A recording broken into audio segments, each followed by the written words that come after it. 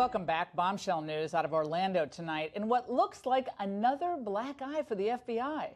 The father of Omar Mateen, remember him? He's the terrorist who gunned down 49 people in the Pulse nightclub attack back in 2016. He was just revealed as an FBI informant. That's according to court documents and testimony in the trial of Noor Salman, Omar Mateen's widow.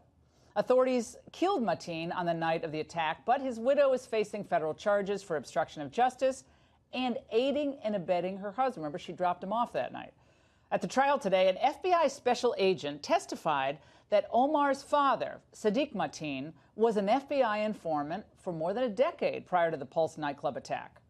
And according to reporters in the courtroom, the agent also revealed the FBI was considering making Omar himself an informant. Nice.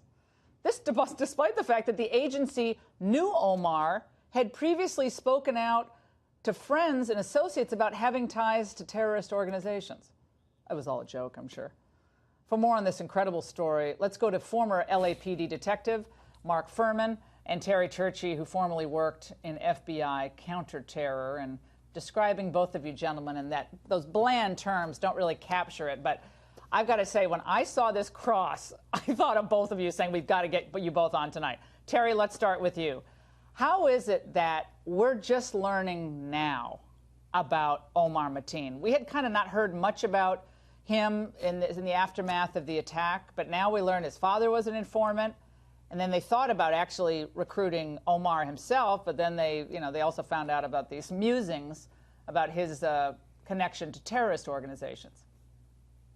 I think what surprised me most about this, Laura, is that we just now learn it. I mean, usually when you're in the lead up to a trial, you have to disclose everything you have that might be relevant to the defense. And in this instance, they waited a long time. And I can tell you this, that literally within minutes after the shooting at the nightclub and after Omar Mateen's name was known, the FBI knew that Omar Mateen was connected to Sadiq. They would have done an indices or an index check, and they would have known immediately the FBI had prior interest with these people. That's not at all unusual. What I'm surprised about is that they would have decided during the lead up to this trial to not say anything about that until now, because you could take big chances in waiting this long. As it turns out, it appears the judge late this afternoon said, look, this is not relevant, this continues on. But there's a lot of questions here, and the one glaring thing that comes to mind, if Sadiq was in fact an FBI informant during that time, and I think the phrase was various points between 2005 and 2016, it's very possible he was even providing information on something else, and they decided we need to keep that part of this as quiet for as long as we can. But ultimately, it was the prosecution team that had to make a decision, and the DOJ, of if and when they were ever going to reveal this. And of course, today it was revealed, and it makes you feel uneasy, and it's a little bit hard to explain it, because the average person would say, that doesn't make any sense. So it's going to feed a lot of conspiracy theories, regardless of how it goes from here on out. And Fuhrman, what effect might this have on local law enforcement? Kind of be big-footed by the FBI here on this. Well, Laura, you know, it's my experience, and I don't know if Terry will agree, but the FBI is rather rigid with their investigative techniques, and they do not like to share information. Information is power, and they prefer to keep all of it in-house. So it's very difficult. Boston bombing was a perfect example of that.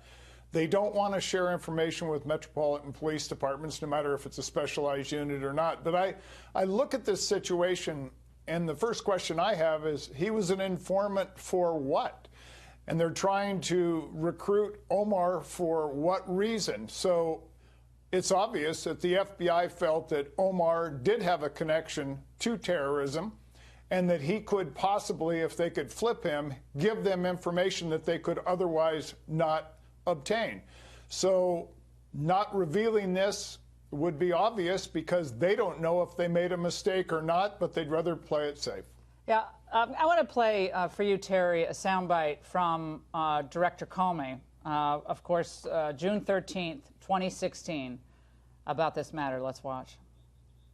We're also going to look hard at our own work to see whether there is something we should have done differently. So far, the honest answer is, I don't think so. So far, we see no indication that this was a plot directed from outside the United States, and we see no indication that he was part of any kind of network. It is also not entirely clear at this point just what terrorist group he aspired to support. Wouldn't that have been the time, Terry, for the Director Comey? By the way, this was a presidential election year. Let's not forget that. 2016, we were fudging a lot of stuff in 2012 when Romney was running against Obama during Benghazi. I know I'm sounding really cynical here, like conspiratorial, but the Benghazi thing sticks in my mind. It wasn't a terror attack. It was caused by a video instead of a terror attack. Now this, like, we don't say, well, his father was an informant. You could see how that coming out in an election year. Imagine what Trump would have done with that against Hillary. Go ahead, Terry. Laura, there was a day I would have said here, especially after I first got into the FBI, and I would have said, you're absolutely right. I mean, this is just absurd, but it's hard to believe in this day and age, and listening to Comey there, first of all, again, he knew at that point in time when he gave that press conference, as did Sally Yates, who was standing next to him, that Sadiq Mateen was a bureau informant or had been a bureau informant.